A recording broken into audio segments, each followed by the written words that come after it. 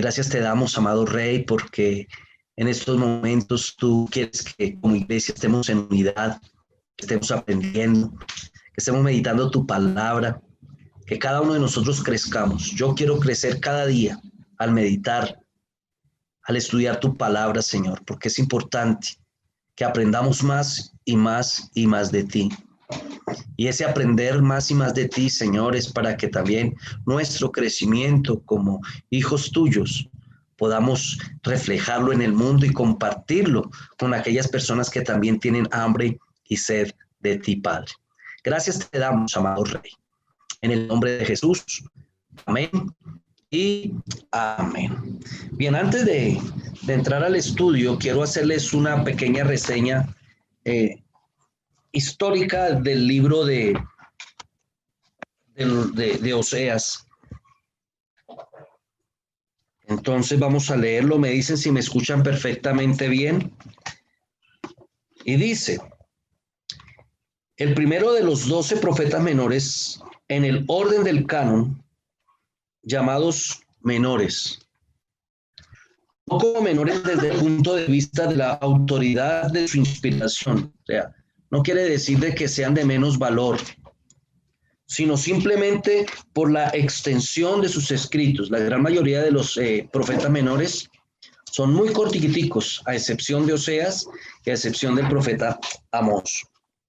Los 12 son mencionados primeramente por el Señor Jesús, el hijo de Sirac, Eclesiástico 49:10, San Esteban, en Hechos 7:42, con referencia a Amós 5:27. Los cita como formaban un cuerpo colectivo de escrituras. O sea, la Biblia, el orden del canon hebreo no es igual al nuestro. Recordemos que en el canon hebreo se llama Tanaj y se pronuncia Tanaj porque es el comienzo de las 3 divisiones que tiene el Antiguo Testamento para nosotros o la Sagrada Escritura para el pueblo de Dios, que es la Torá, el Nevim y el Ketuvim. Son los 3 divisiones que tiene el Antiguo Testamento. Nosotros tenemos 5 divisiones que están,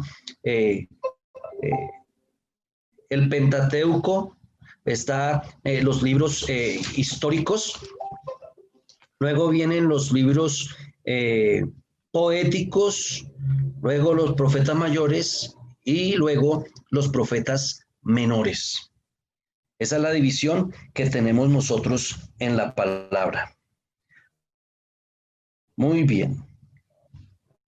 Asimismo, Jerónimo, ellos son comunicadores, dice, el primer padre griego que nos habla ha dejado un catálogo de estos libros.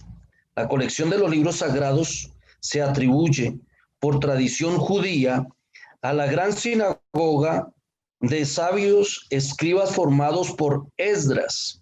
O sea, estos profetas se cree que eran de la escuela de Esdras, uno de los históricos, pero muchos plantean que es Nehemías quien completó esta ficción, agregando a los libros ya en el canon aquellos de su propio tiempo.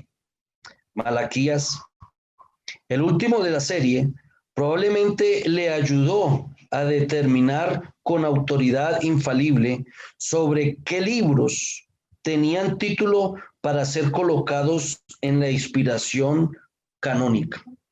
Recordemos que hay algunas escrituras, después de la Septuaginta, que es la Biblia que se transcribió del hebreo al griego para que en esa diáspora las personas no fueran a olvidar las sagradas escrituras, su ley, su historia. En ellos entonces colocaron otros textos que son los textos deuterocanónicos, como tenemos Tobías, Judith, Paralelopímeno, Eclesiástico, Sabiduría, hay un capítulo más en el libro de Daniel, hay otro capítulo más en el libro de Esther, Tobías, Macabeos, que Macabeos son 2 libros más. Entonces, ellos están involucrados ahí, pero no son del canon. Ellos lo podemos nosotros encontrar en las llamadas Biblias católicas. Ahí nosotros encontramos ese otro canon, pero en el canon hebreo no se encuentran, pero los podemos tener como si fueran libros de historia, o sea, para aprender lo que fue sucediendo en el transcurso de la historia sin ser canon o revelación de parte del Señor. Muy bien. El orden cronológico difiere del canónico, lo que les estoy enseñando. Nosotros tenemos un orden diferente. Entonces nosotros tenemos un orden canónico y no cronológico. Joel, cerca del año 810 antes de Jesucristo. Jonás, cerca de 810, o según otros fue el primer año del 862. Amós, cerca del año 790. Oseas, cerca del año 784 antes de Jesucristo. Oseas es contemporáneo de Isaías, Miqueas y Amós. Hasta ahí vamos entendiendo, mis hermanos. Cualquier pregunta, por favor. Sí, señor. Bueno, ok, mi hermana Doris. Doctor, qué pena ahí, la niña le está solicitando entrar. Toca que le deje entrar. A ver. Toca estar pendiente de los hermanos que están conectando para Sí. dejarlos entrar. ¿Dónde está? Que no le veo la invitación. Aquí dice aquí. Paula Novoa.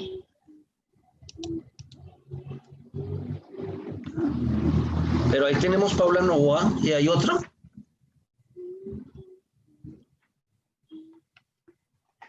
Tengo solamente aquí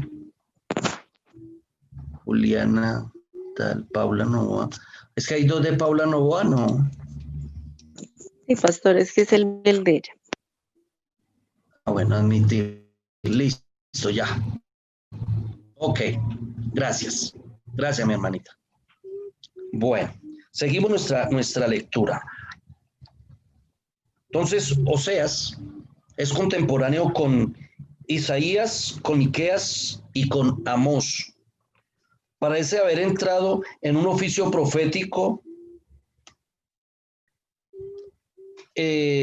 terminando el principio del reinado de Ezequías, más o menos en 122 antes de Jesucristo.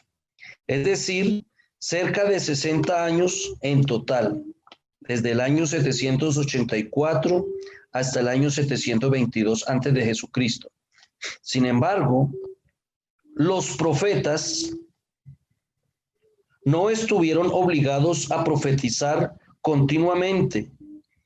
Hay intervalos considerables entre uno y otro, aunque como divinamente comisionados para ser maestros del pueblo, y su oficio nunca fue totalmente puesto a un lado. Si algo que había en medio del pueblo, y quizás era el primer lugar, la enseñanza de los profetas, la enseñanza de los maestros, era importante que cada uno de ellos lo estuviese tomando. El libro de Oseas que tenemos constituye solamente de aquella parte de sus enseñanzas públicas que el Espíritu Santo plugó reservar para un beneficio de la iglesia. O sea, aunque es un llamado de atención al pueblo de Israel, también es para la iglesia en estos tiempos. No podemos nosotros sacar de nuestro estudio diario, cotidiano de la palabra del Señor para edificación de nuestra vida. El motivo de hallarlo colocado como el primero de los 12 fue probablemente la extensión, el celo ardiente y el patriotismo de sus profecías. O sea, hay 3 aspectos importantes que podemos aprender del por qué es el primero de los profetas menores. Entonces, primero por la extensión. Un hermano que me diga cuántos capítulos tiene ahí Oseas.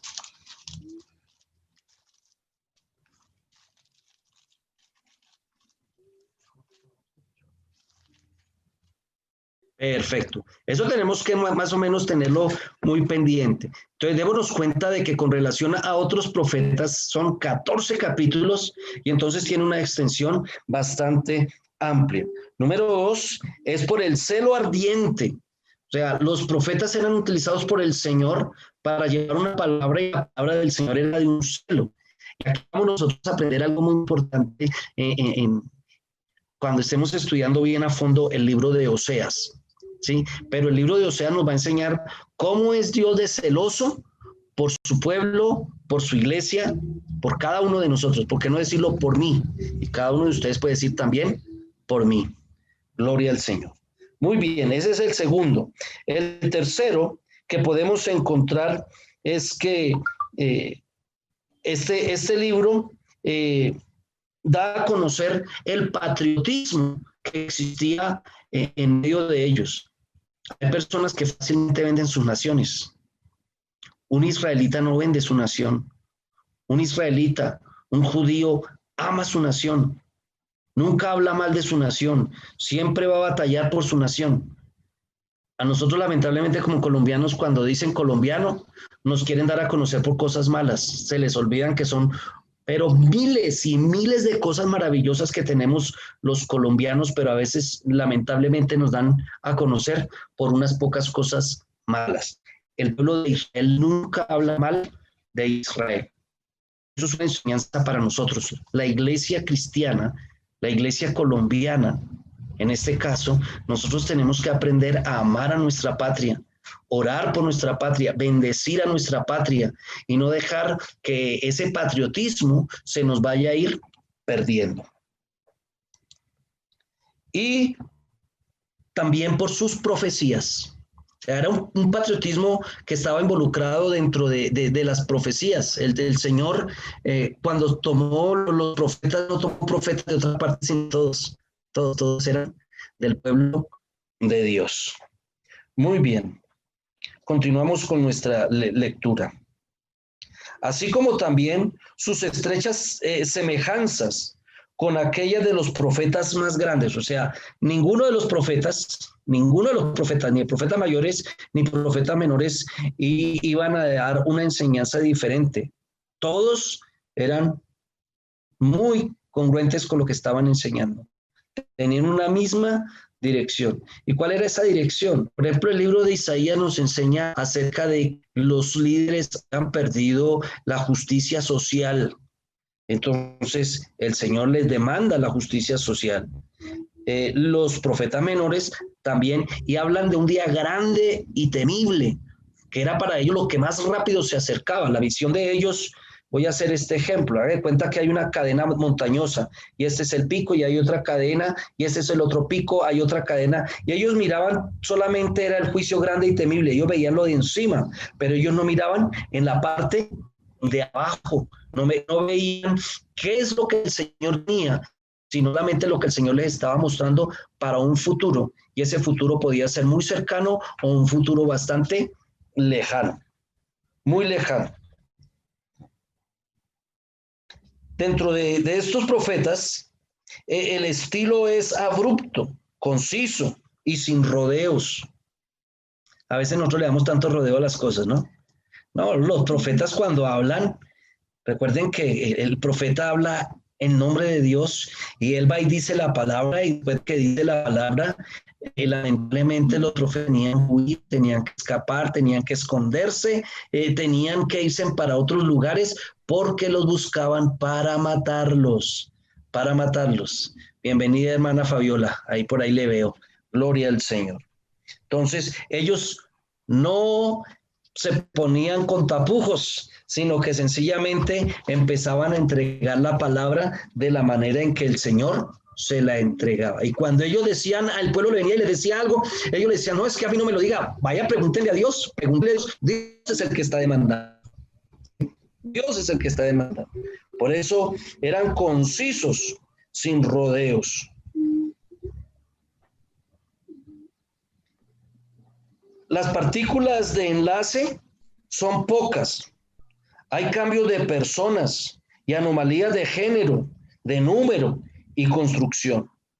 Muy bien. Ahora, el nombre de Oseas, yo tengo dos nombres de Oseas. Aquí este comentario me dice que uno de sus nombres significa salvación, pero hay otro que también dice que el profeta amor de Dios.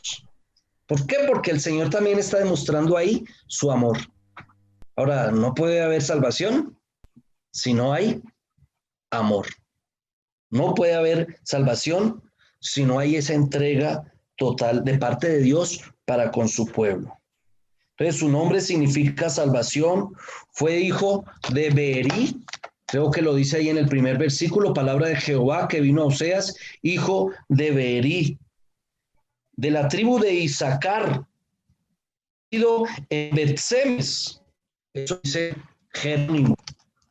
La mención que en el principio del libro de Oseas, de Jotán, de Acaz y de Ezequías, reyes de Judá, no es prueba de que él perteneciera a la tribu de Judá. Aquí estábamos diciendo nosotros, porque algunos dicen que pertenecía a la tribu de Judá, pero aquí este comentarista nos dice que pertenecía a la tribu de Isaacar. Porque los profetas de Israel consideraban su repartición Judá tanto civil como religiosa.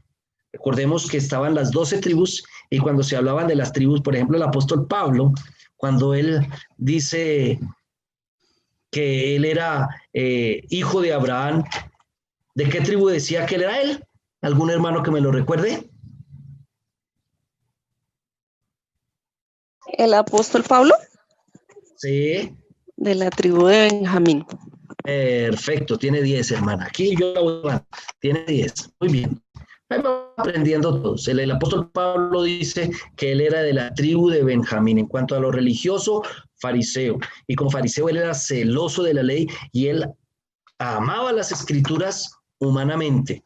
Que él viene a ser utilizado por el Señor por su total conocimiento que él tenía religioso, que tenía el conocimiento lingüístico, porque él sabía el griego, él sabía el hebreo, él sabía el arameo y lo más probable, y demás que sí, que también sabía el latín, ¿sí?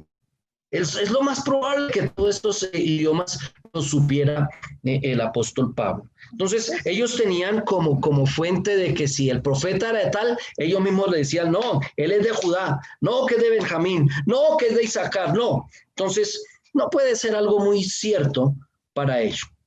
Ya casi se nos va a terminar el tiempo, hermanitos, entonces para que estemos listos y volver a hacer la misma tarea. Yo también la tengo que hacer y gracias a Dios tengo aquí a mi lado a Daniel. ¿Me escucha? Oh, mi hermano Mauricio, claro que le escucho, Dios bendiga. No, gracias, bueno. Estamos aquí. Perfecto que esté, hermano, y me alegra que esté ahí conectado, que estemos ahí conectados. Faltan otros hermanos para conectarse. Gloria al Señor. Bien. Ya no nos quedan sino un minutico y medio para continuar. Si quieren, mis hermanos pueden desconectarse. Yo también me desconecto, vuelvo y me conecto desde territorio. Sí, si era de Judá, pues él era de Judá. Si era de Isaacar, pues de Isaacar, y ellos reclamaban como esos derechos de nacimiento de cada uno de ellos. ¿Sí? Elías era un profeta de Israel y por eso él tomó las 12 piedras cuando hizo el altar para representar también a Judá como Israel. Eso lo encontramos ahí en Primera de Reyes 18:31. Por lo mismo, Oseas data de los reyes de Judá, tanto como desde Jeroboam de Israel, aunque él pertenecía a Israel y se ocupa principalmente de los pecados y destino. Él, sin embargo, hace referencia incidentales a Judá. Su primera profecía predice la destrucción de la casa de Jehú, cumplida a la muerte de Jeroboam, bisnieto de Jehú, y lo encontramos en Segunda de Reyes 15, el versículo 12. En Zacarías, hijo de Jeroboam, y el cuarto y último del de Jehúa, contra quien conspiró Sayún. Esta primera predicción fue sin duda en vida de Jeroboam, como a Zacarías su hijo, reinó solamente 6 meses. De este modo, las introducciones es verificada que la palabra del Señor vino a él en los días de Jeroboam. Eso lo encontramos ahí en el primer versículo. Y en los días de Jeroboam, hijo de Josías, rey de Israel. Otra vez, en el capítulo 10-14, se hace referencia a la expedición de Salmanasés como evento del pasado. Eso es la primera incursión al rey Oseas, quien empezó a reinar en el 12º año del rey Acaz. Acaz era rey de Israel. Así que como él reinó, el reinado de Acaz duró 16 años, la profecía parece haber sido dada cerca del principio del reinado del rey Ezequías. Así la introducción está confirmada como el que ejerció de las funciones proféticas fue de una duración tan prolongada. La profecía de Oseas, en el capítulo 11, versículo 1, es citada por Mateo en el capítulo 2:15 y también en el 6:6 por Mateo 9:13 y 12:7. Y eso también lo podemos analizar en Romanos 9:25 y 26, que cita el capítulo 1, versículo 10, 2:1 y 23. Y también en Primera de Corintios 15:55, que cita en Oseas 13:14. En Primera de Pedro 2:10, que cita el capítulo 1:9 de Oseas. El capítulo 10, versículo 2 y 23. Las referencias mesiánicas no son frecuentes, pero las predicciones de la futura conversión de Israel al Señor, y es su Dios, y a David su rey, y del cumplimiento de la promesa hecha a Abraham desde que su simiente espiritual sería como la arena del mar. Está ahí en Oseas 1:10 y 3:5. Claramente se refieren a la dispensación del Nuevo Testamento. ¿Nosotros en qué dispensación nos encontramos? En el Nuevo Testamento. En el Nuevo Testamento, pero ¿cuál es esa dispensación? La dispensación de la gracia. Muy bien, de la gracia. El primero y el tercer capítulos están en prosa y el resto del libro es un modo rítmico en que se da a conocer.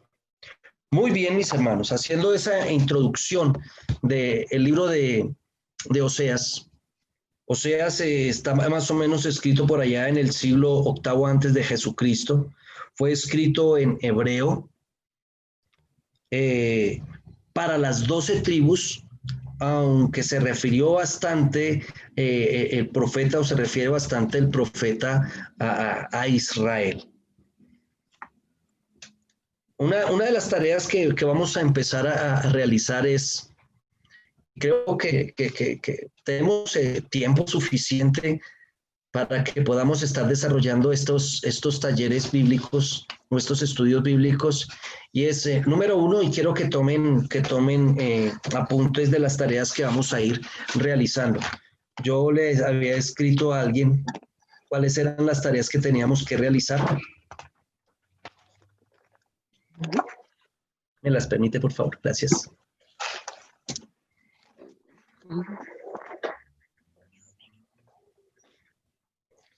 Era que estos son tareitas que nosotros mismos encontramos ahí en el libro de Oseas, y es investigar el contexto de cada libro de los profetas. En este caso solamente vamos a buscar el contexto del libro de Oseas. Aquí está porque estamos hablando de todos los libros. Investigar el contexto de cada libro de los profetas.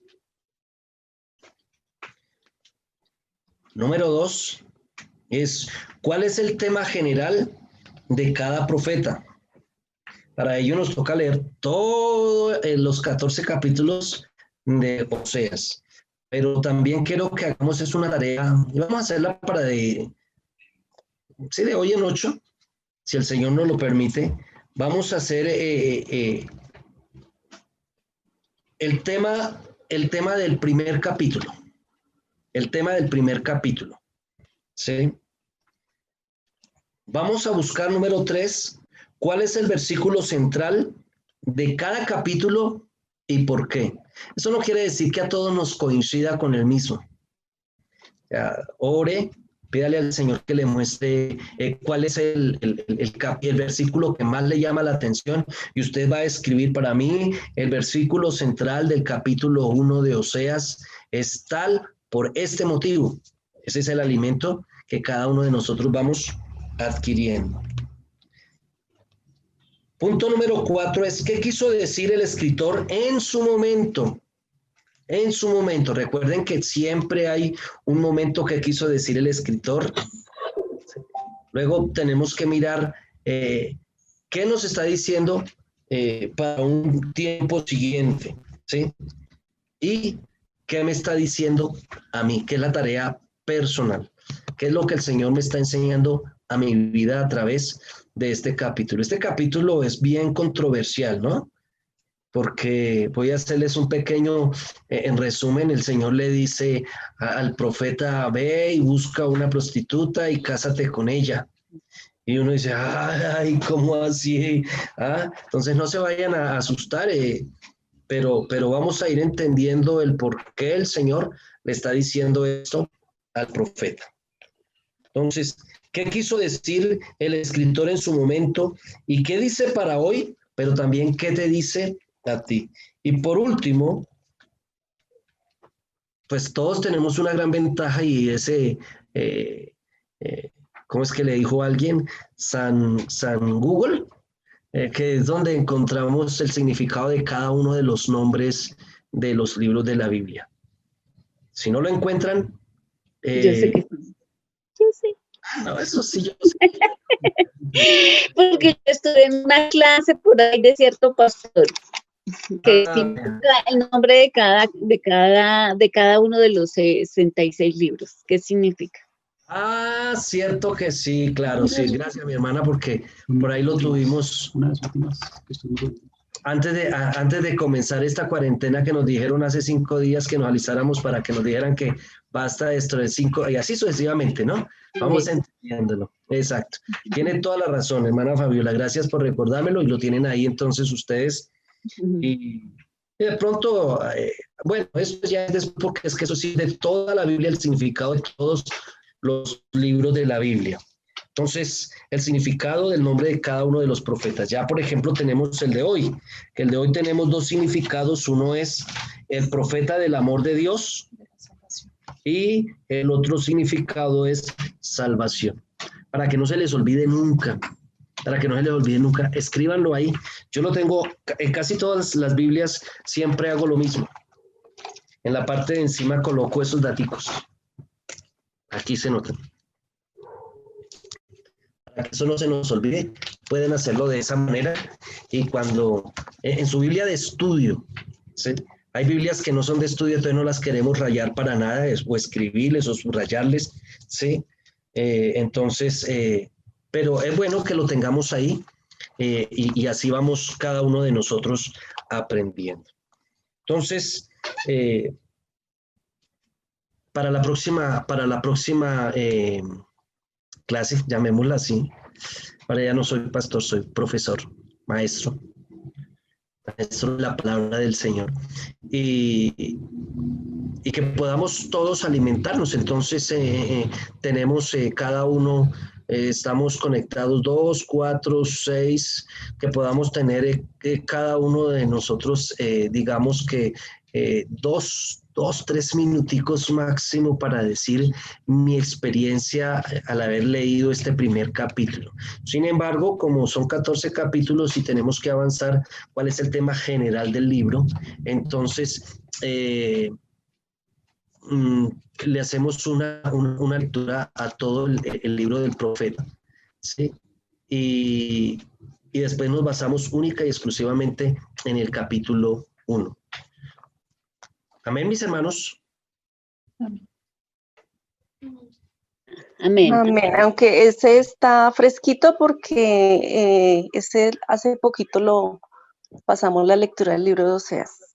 Sí, así es en el devocional diario. Estábamos Sí, por señor.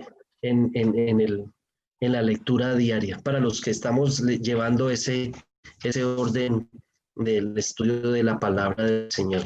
Que mire que después uno dice, yo ya lo había leído y ya más o menos tenía el conocimiento, ahora que me expliquen esto, aquello y lo otro, que ese es el Señor a través de su Espíritu Santo que nos va a ir enseñando.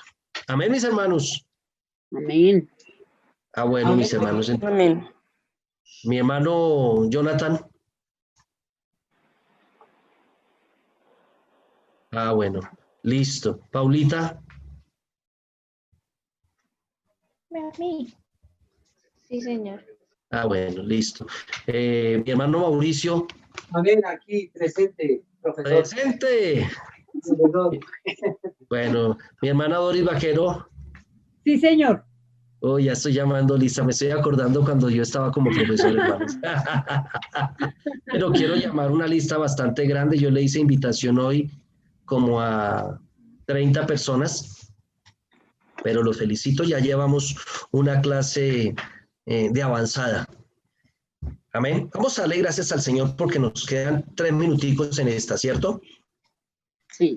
Bueno, mis hermanos, amado Señor, yo te doy gracias por habernos permitido compartir esta noche tu palabra.